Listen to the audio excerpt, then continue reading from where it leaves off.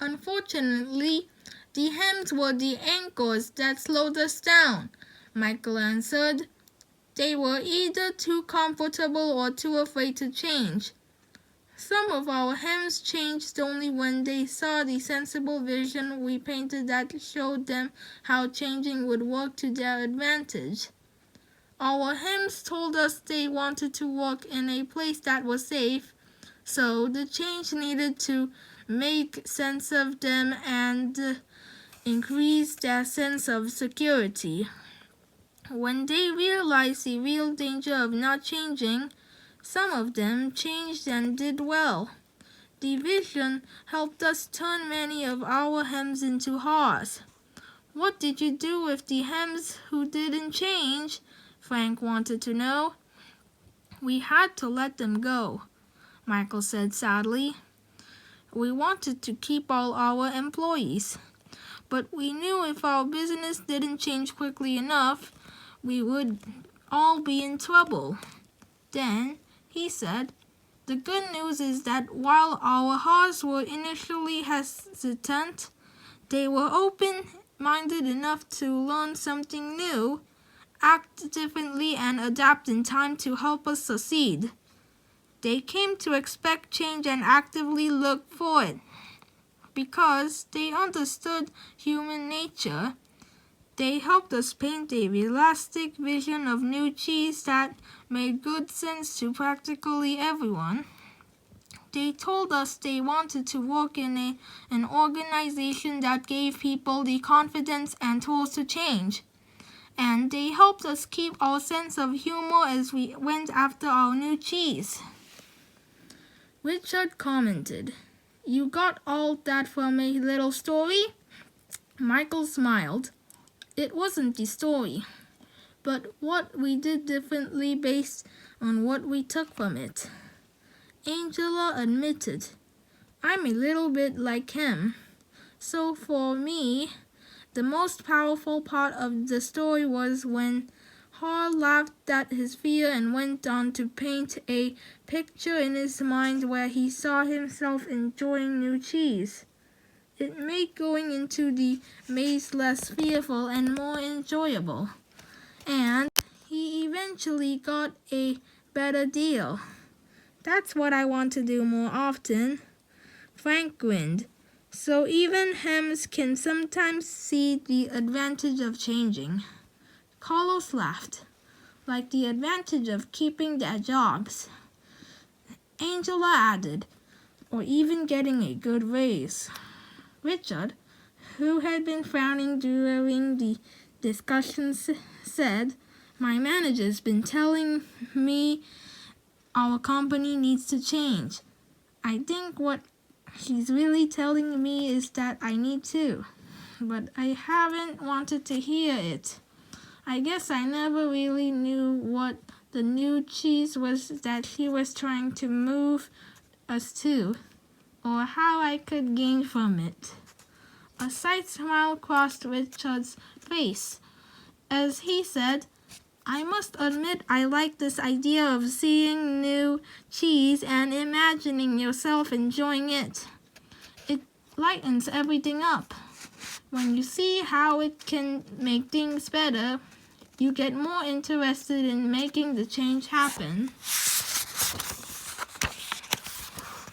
Maybe I could use this in my personal life, he added. My children seem to think that nothing in their lives should ever change. I guess they're acting like him. They're angry. They're probably afraid of what the future holds. Maybe I haven't painted a realistic picture of new cheese for them. Probably because I don't see it myself. The group was quiet as several people thought about their own lives.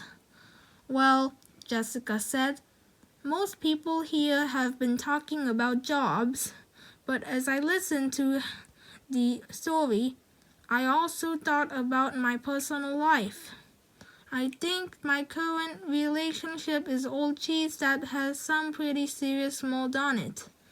Corey laughed in agreement. Me too. I probably need to let go of a bad relationship. Angela countered. Or perhaps the old cheese is just old behavior. What we really need to let go of is the behavior that is the cause of our bad relationships. And then move on to a better way of thinking and acting. Ouch, Corey reacted. Good point. The new cheese is a new relationship with the same person, Richard said. I'm beginning to think there is more to this than I thought.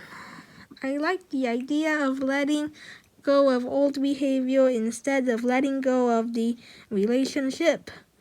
Repeating the same behavior will just get you the same results. As far as work goes, maybe instead of changing jobs, I should be changing the way I am doing my job. I'd probably have a better position by now if I did. Then, Becky, who lived in another city but had returned for the reunion, said, as I was listening to the story and to everyone's comments here, I've had to laugh at myself. I've been like him for so long, hemming and hawing and afraid of change. I didn't realize how many other people did this as well. I'm afraid I've passed it on to my children without even knowing it. As I think about it, I realize change really can lead you to a new and better place. Although you're afraid it won't at the time. I remember a time when our son was a sophomore in high school. My husband's job required us to move from Illinois to Vermont, and our son was upset because he had to leave his friends. He was a star swimmer, and the high school in Vermont had no swim team. So, he was angry with us for making him move. As it turned out, he fell in love with the Vermont mountains, took up skiing, skied on his college team, and now lives happily in Colorado. If we had all enjoyed this cheese story together over a cup of hot chocolate, we could have saved our family a lot of stress. Jessica said, I'm going home to tell my family this story. I'll ask my children who they think I am. Sniff, scurry, hem, or haw. And who they feel they are. We could talk about what we feel our family's old cheese is and what our new cheese could be. That's a good idea, Richard said, surprising everyone, even himself. Frank then commented, I think I'm going to be more like her and move with the cheese and enjoy it. And I'm going to pass the story along to my friends who are worried about leaving the military and what the change might mean to them. It could lead to some interesting discussions. Michael said, well, that's how we improved our business. We had several discussions about what we got from the cheese story and how we could apply it to our situation. It was great because we had language that was fun for us to use to talk about how we were dealing with change.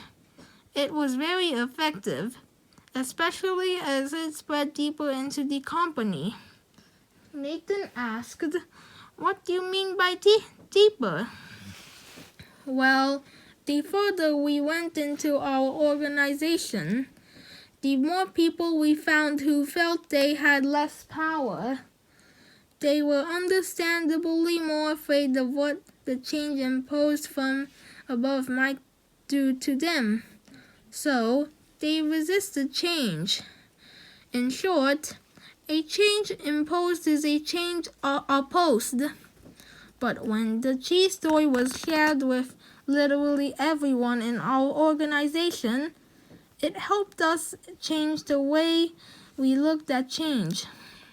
It helped everyone laugh, or at least smile, at their old fears and want to move on. I only wished I heard the cheese story sooner, Michael added. How come? Carlos asked. Because by the time we got around to addressing the changes, our business had already fallen off so badly that we had to let people go. As I said earlier, including some good friends. It was hard on all of us. However, those who stayed and most of those who left said the cheese story helped them see things differently and eventually cope better. Those who had to go out and look for a new job said it was hard at first, but recalling the story was a great help to them. Angela asked, "What helped the most?" Michael replied, "After they got past their fear, they told me the best thing was realizing that there was new cheese out there just waiting to be found. They said holding a picture of new cheese in their minds, seeing themselves doing well in a new job made them feel better and helped them do better in job interviews. Several got better jobs." Laura asked, "What about the people who remained in your company?" "Well," Michael said, "instead of complaining about the changes that were happening, people now said they just moved our cheese. Let's look for the new cheese. It saved a lot of time and reduced stress."